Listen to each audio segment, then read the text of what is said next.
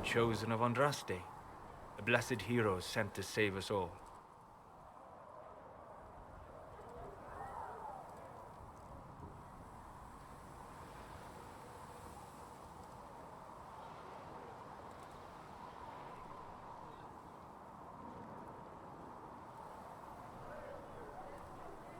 Am I riding in on a shining steed?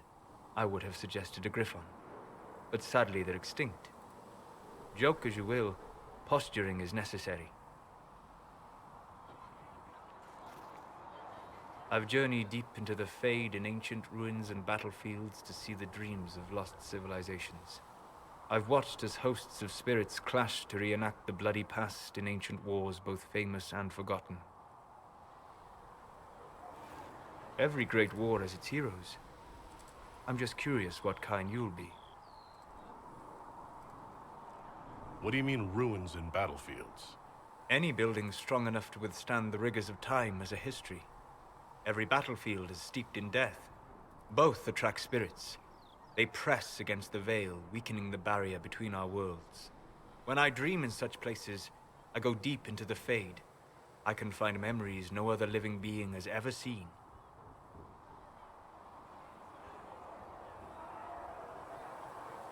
You fall asleep in the middle of ancient ruins. Isn't that dangerous? I do set wards. And if you leave food out for the giant spiders, they are usually content to live and let live.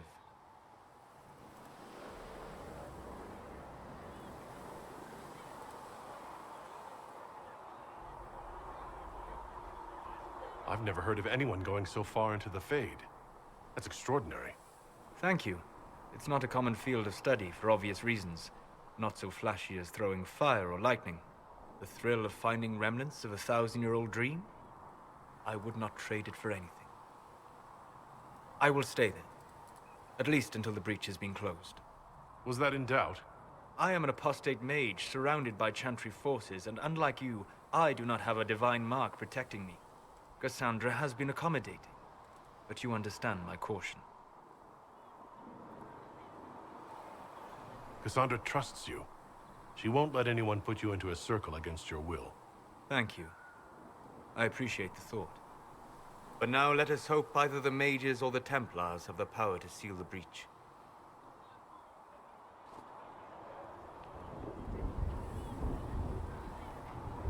Closing the breach is our primary goal. But I hope we might also discover what was used to create it. Any artifact of such power is dangerous. The destruction of the Conclave proves that much.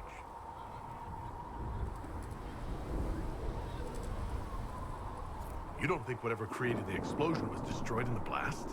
You survived, did you not? The artifact that created the breach is unlike anything seen in this age. I will not believe it destroyed until I see the shattered fragments with my own eyes.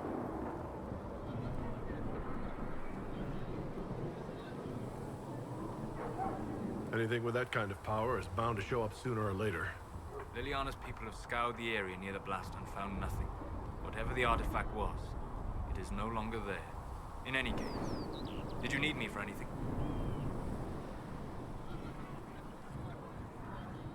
What do you know about the Fade? A great deal, from my wanderings. There are few hard facts, but I can share what I have learned. I'd like to know more about the breach.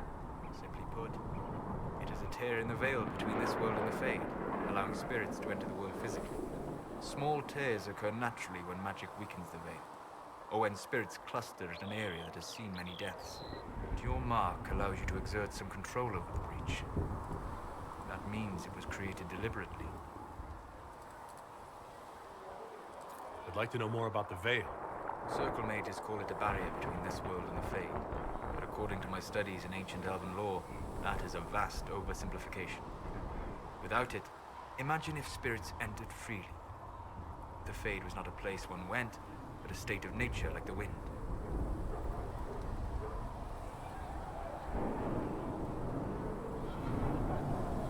It sounds like it would be wonderful. And dangerous. But yes, a world where imagination defines reality, where spirits are as common as trees or grass. Instead, spirits are strange and fearful, and the Fade is a terrifying world touched only by mages and dreamers.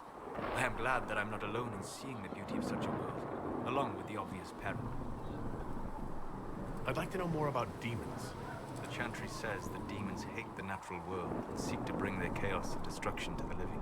But such simplistic labels misconstrue their motivations, and in so doing, do all a great disservice. Spirits wish to join the living. The demon is that wish gone wrong.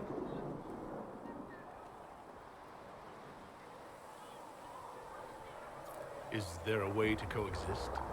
To live with them, if not in peace, at least without such active confrontation? Not in the world we know today. The veil creates a barrier that makes true understanding most unlikely. But the question is a good one, and it matters that you thought to ask. We'll talk later. Goodbye. Greetings. I'd like to know more about you, Solas. Why? You're an apostate, yet you risked your freedom to help the Inquisition. Not the wisest course of action when framed that way. I appreciate the work you're doing, Solas. I just wanted to know more about you. I'm sorry. With so much fear in the air. What would you know of me? What made you start studying the Fade? I grew up in a village to the north. There was little to interest a young man, especially one gifted with magic. But as I slept, spirits of the Fade showed me glimpses of wonders I had never imagined. I treasured my dreams. Being awake, out of the Fade, became troublesome. Did spirits try to tempt you? No more than a brightly colored fruit is deliberately tempting you to eat it. I learned how to defend myself from more aggressive spirits, and how to interact safely with the rest. I learned how to control my dreams with full consciousness. There was so much I wanted to explore. I gather you didn't spend your entire life dreaming. No. Eventually, I was unable to find new areas in the Fade. Why? 2 reasons. First, the Fade reflects the world around it. Unless I traveled, I would never find anything new. Second, the Fade reflects and is limited by our imaginations. To find interesting areas, one must be interesting. Is this why you joined the Inquisition? I joined the Inquisition because we were all in terrible danger. If our enemies destroyed the world, I would have nowhere to lay my head while dreaming of the Fade. I wish you luck. Thank you. In truth, I've enjoyed experiencing more of life to find more of the Fade. How so? You train your will to control magic and withstand possession. Your indomitable focus is an enjoyable side benefit. You have chosen a path whose steps you do not dislike because it leads to a destination you enjoy. As have I. You said you'd traveled to many different places. This world, or its memory, is reflected in the Fade. Dream in ancient ruins, you may see a city lost to history. Some of my fondest memories were found in crumbling cities, long picked dry by treasure seekers, the best of the battlefields. Spirits press so tightly on the veil that you can slip across with but a thought. Any place in particular? I dreamt at Ostagar. I witnessed the brutality of the Darkspawn and the valor of the Ferelden warriors. I saw Alistair and the hero Ferelden light the signal fire, and Logain's infamous betrayal of Kaelin's forces. I've heard the stories. It would be interesting to hear what it was really like. That's just it. In the Fade, I see reflections created by spirits who react to the emotions of the warriors. One moment, I see heroic wardens lighting the fire, and a power-mad villain sneering as he lets King Kaelin fall. The next, I see an army overwhelmed and a veteran commander refusing to let more soldiers die in a lost cause. And you can't tell which is real. It is the Fade. They are all real. Have you always traveled and studied alone? Not at all. I have built many lasting friendships. Spirits of wisdom, possessed of ancient knowledge, happy to share what they had seen. Spirits of purpose helped me search. Even wisps, curious and playful, would point out treasures I might have missed. I don't know of any spirits by those names. They rarely seek this world. When they do, their natures do not often survive exposure to the people they encounter. Wisdom and purpose are too easily twisted to pride and desire. You're saying that you became friends with pride and desire demons? They were not demons for me. Meaning? The Fade reflects the minds of the living.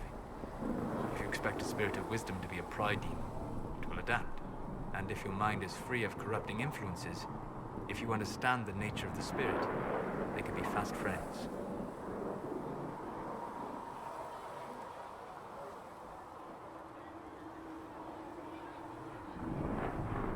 I'm impressed that you could become friends with spirits. Anyone who can dream has the potential. Few ever try. My friends comforted me in grief and shared my joy. Yet, because they exist without form, as we understand it, the Chantry declares that spirits are not truly people. Is Cassandra defined by her cheekbones and not her faith?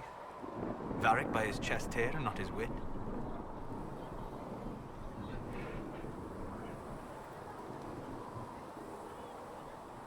I hadn't thought about it that way, but I see your point. Thank you.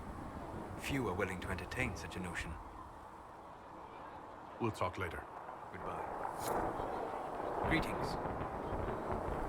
We'll talk later. Goodbye.